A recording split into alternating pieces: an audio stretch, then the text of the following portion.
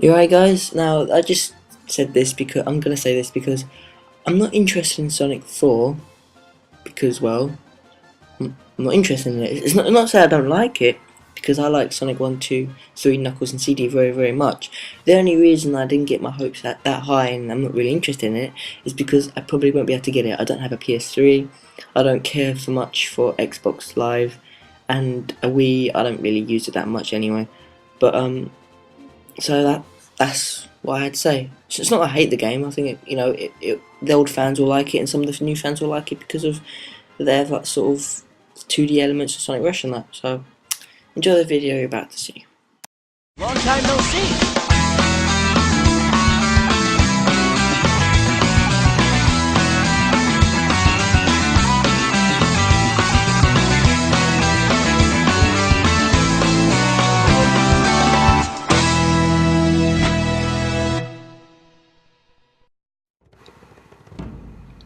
Well, where do I go from there?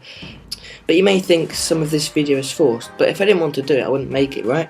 I just basically want to clear up anything from the last video. People like different things, so say I like Sonic Heroes. What of it? It doesn't affect you, right? Disclaimer, I don't like Sonic Heroes. Now, going off Sonic Wiki, Sonic 1, 2, 3 and CD are the old main canon stories.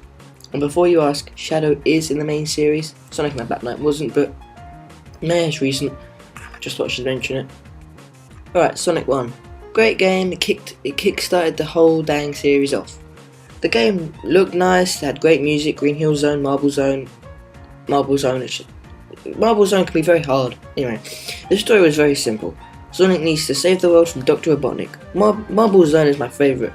Sonic couldn't do the spin dash in this one. The only problem I have with this game is Labyrinth Zone and maybe the GBA port. Okay, no, that was a joke. But the final boss is very different to all the games that would follow. It's more defensive because you can get crushed and these electric balls can squash you and electrocute you and all that stuff.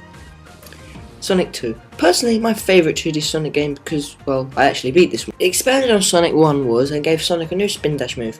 Tails is in this one too. Sonic's sprite was updated and the story is pretty much the same.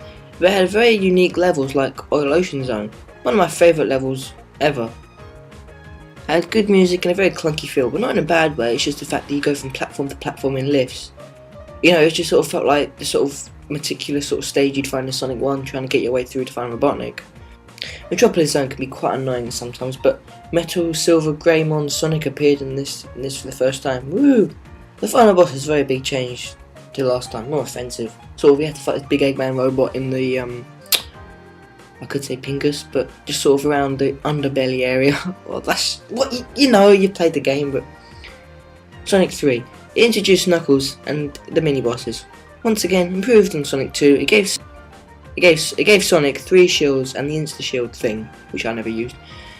The sprites look nice, and especially the graphics. Everything looks so shiny, but not too shiny like Sonic Heroes. Just a nice balance. The only problem I have is the thing in Carnival Night with the up and down thing, jeez. Other than that, a good game.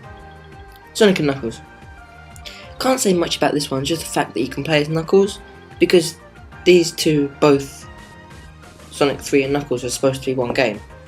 I think, but Sandopolis, that's what needs to be said, just the name, Sandopolis Zone. But Sandopolis Zone, I know people hate it, but I found it alright, because maybe I just took my time, did it crap.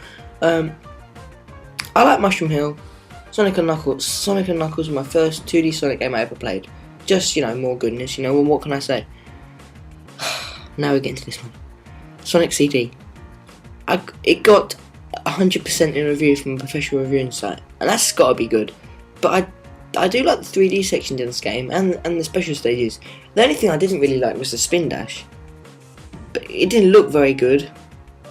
It made a horrible noise, and it sort of looked like it didn't look as good as something was on the Genesis, and this was on a Sega CD, which is Sega CD was shit anyway. But it's just sort of like the spin dash just sort of didn't look good, didn't sound good, and you had to rev it a bit. I never did get used to that. This game was very creative with the pinball section, which can be annoying. I can't remember what level it was. I think it was in the second one.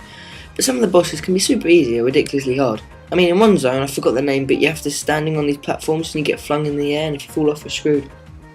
But there's also another one where I just had to keep hitting Robotnik on, like, he was on this platform, and I tried to hit him from underneath, and that was it. He died. That was easy. Well, let me talk about how I think the series has strayed from its roots. Well, I think maybe due to the fact that Sega and Sonic Team want to try something different every time and not learn from their mistakes, because let me just use him as an example because he was in my other videos. Mario, for example, more or less every game they stick to the same formula, and, you know, people don't moan, because, you know, if they moan what they get, you know, it's more or less the same thing. Because Mario fans have come to learn that all his games will be more or less the same thing, and that could be a good and bad thing, depending on how you look at it. But I guess that explains why Mario sells so well, yeah?